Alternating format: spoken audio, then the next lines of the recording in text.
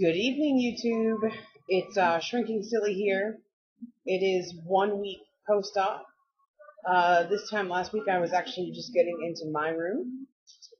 I just wanted to do a quick update. I don't really have a whole lot to tell you. I've chosen not to weigh in until my first post-op appointment with my surgeon, which is next Tuesday. So I don't have any numbers. But there have been some questions online from some other people who are actually going to be going into the operating room pretty soon. So I wanted to first wish everyone a whole lot of luck. The questions were kind of what to bring to the hospital and what to have for afterwards. I'm in my first week post-op, so I thought I would give you my advice on that as to what has worked. I apologize, and sometimes it's a little hard to get comfortable, I admit. What I'm sitting in is the thing that you're going to need the most when you get home from your hospital visit. Trying to sleep on a bed is excruciating. It's just not working for me, and I'm not in a lot of pain. I tried to take a nap in my bed for the first time today, and it was terrible. So I'm in a recliner, and I just recline this back at night, and I'm good to go. And I sleep with a CPAP machine. And I can't get more than about 3 hours of sleep since surgery. You don't have a lot of energy. You'll find yourself sitting on the couch literally falling asleep. Like, you think you're awake, and all of a sudden out of nowhere you're just kind of nodding off. I mean, you're not going to have a lot of energy. Today is the first day that I've actually been up pretty much all day. I got up this morning and went back to sleep for about an hour after about 3 hours of being up. And then I've been up for the rest of the day, and like I said, it's about 8:30 now, and I'm going to try to get myself to about 11 o'clock tonight. The last time I did this was Sunday, and it didn't quite work that way. I wound up falling asleep in my dinner at 8 o'clock with the spoon in my hand, literally. So be prepared to be tired, and it's okay. You're in recovery. I was telling somebody yesterday, this surgery is kind of like a dirty little secret. People still look at you, they're like, wow, she's a big girl. Look, just the way they always would look at you. But you're saying to yourself, I'm a size 10 because you're eating like a size 10. Trust me. You have no hunger whatsoever. I wouldn't say I'm forcing myself to eat, but I'm doing what I have to do to keep myself healthy in terms of the protein. So, like, I literally have to be, like, conscious of what am I going to eat so that I have enough energy throughout the day, because if I don't eat enough protein, I don't have enough energy. Tonight, this is what's left. Sorry. I'm not sure if I'll finish this or not. It's already taken me about 45 minutes. That's not mashed potatoes. That is cottage cheese. I had a half a cup with an ounce of applesauce, and I didn't mix them together, but like each spoonful I had a little bit of bark, and it's really good. Something that actually I learned as a kid. It's a Weight Watchers thing, to be honest with you. And so I was going to tell you a couple things about that first night, that those couple things that you may need, that sort of thing. First of all, yes, bring the chapstick. My support person was actually putting chapstick on me before I even got into the bed. Now, here's the thing. When I got in the recovery room, I instantly asked for ice chicks because your throat is dry. You can barely talk. It's not so much that your lips are dry, which they are, but you're just dying of thirst.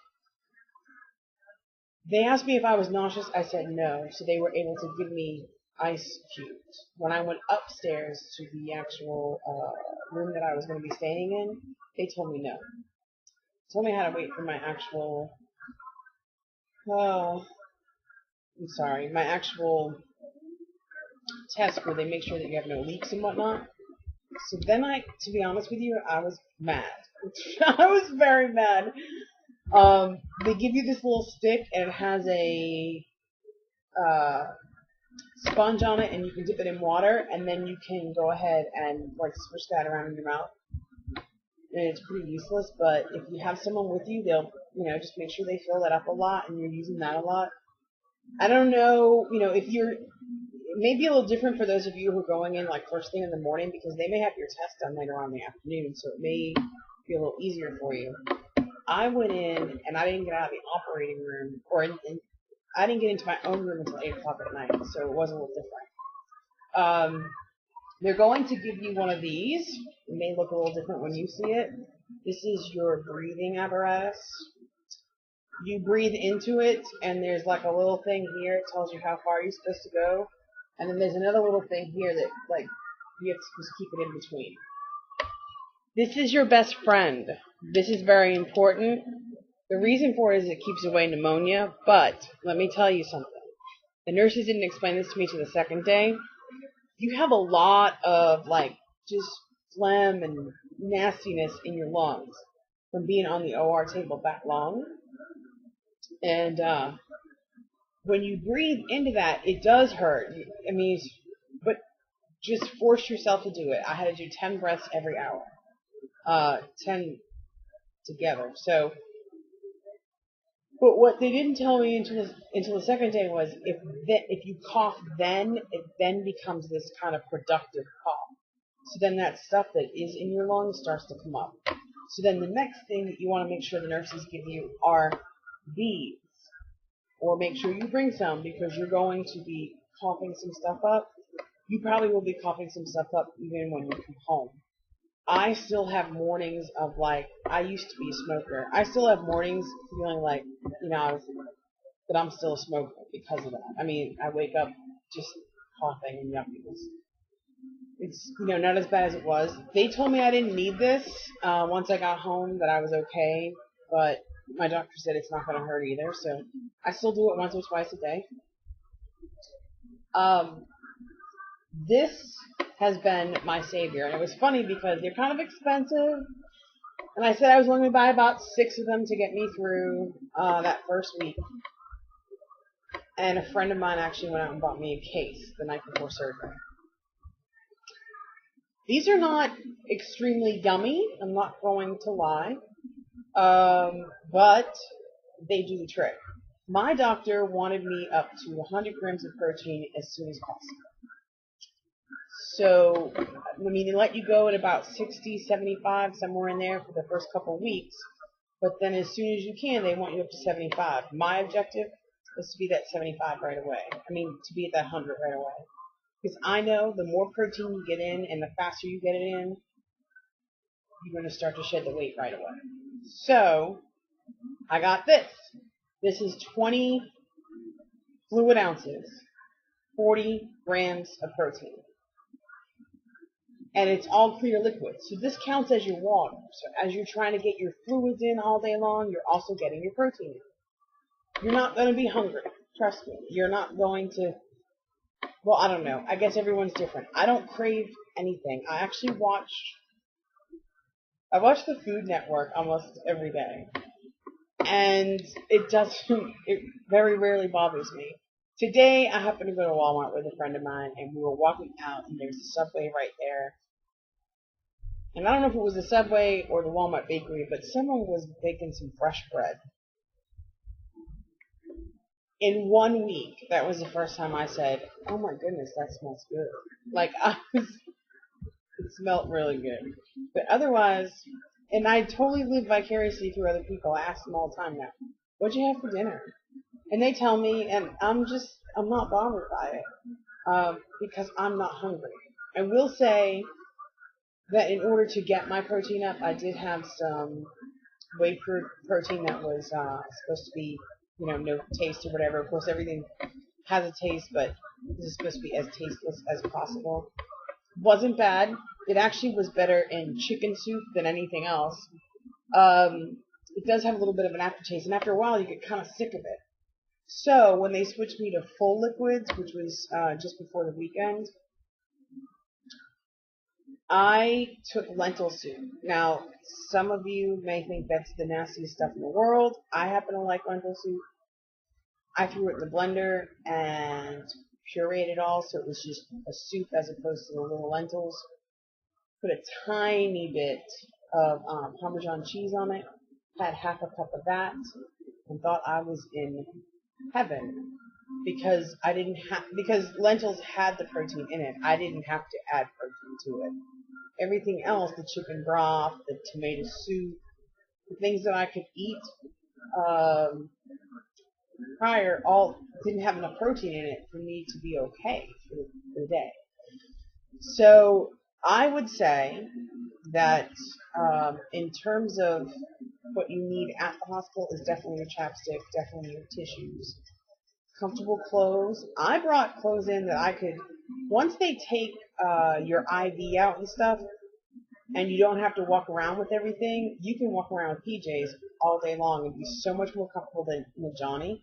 So I was able to bring my own pajamas, and I wore them the very next day. I brought baby wipes in order to kind of wipe myself down because until they took the drain out, I couldn't take a shower. And they took the drain out, and I was going home the next day, so it really just didn't make sense for me to take a shower at that point. I brought my own pillow, which actually wound up nice. If you have someone staying with you, you might want to tell them to bring a blanket and a pillow. And I say that because my nurse never offered one. My night nurse wasn't the greatest. My day nurse was incredible. My night nurse wasn't the greatest. You may have a better nurse than I, and they may offer that. But just in case, you may want to, tell your person to bring that. I had someone staying with me. I don't know if you will. I brought baby wipes to wipe myself down. I brought my own toothpaste and toothbrush, deodorant, hairbrush, all the basic toiletry necessities. And then other than that, I just brought 2 pairs of pajamas. And that was only because we're in a change of season right now. So I didn't know if it was going to be cold or hot. Or if I was going to be cold or hot from like a food type thing. And I probably bought more than that, but didn't need more than that. I brought a book and never touched it. I wound up watching the TV. For the most part, you're trying to get as much sleep as you can, and that can be a little difficult.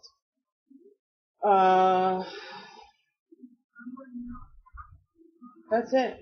That's all I needed at the hospital. When I got home, I needed this. I needed this.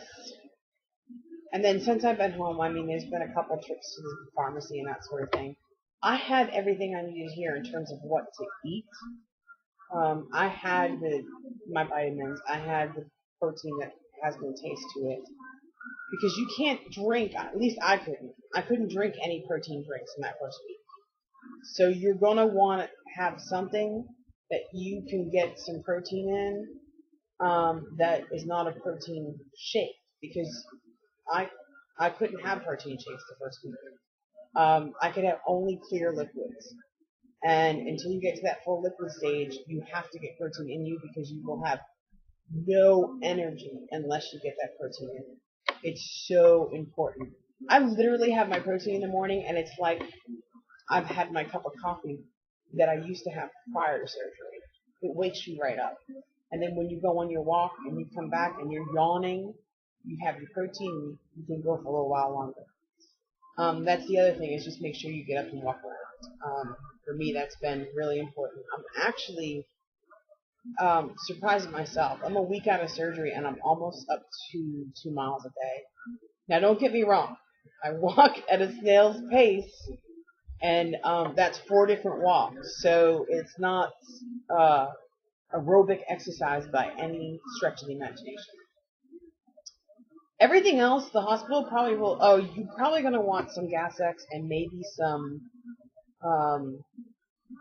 milk and magnesia because I'm constipated. It's taking me forever, and then the gas is pretty terrible. But I don't take both at the same time. I'm waiting to do what I have to do and then take the Gas X. So I'm about to run out of time. So I'm going to let you go. I think I've told everybody what they need to know. I'll probably check in again this week, but I just wanted to do that for those of you who I know are going in soon. Patty, good luck. I know you're going to do great. Let us know how you are, and we'll touch base very soon. Goodbye, YouTube.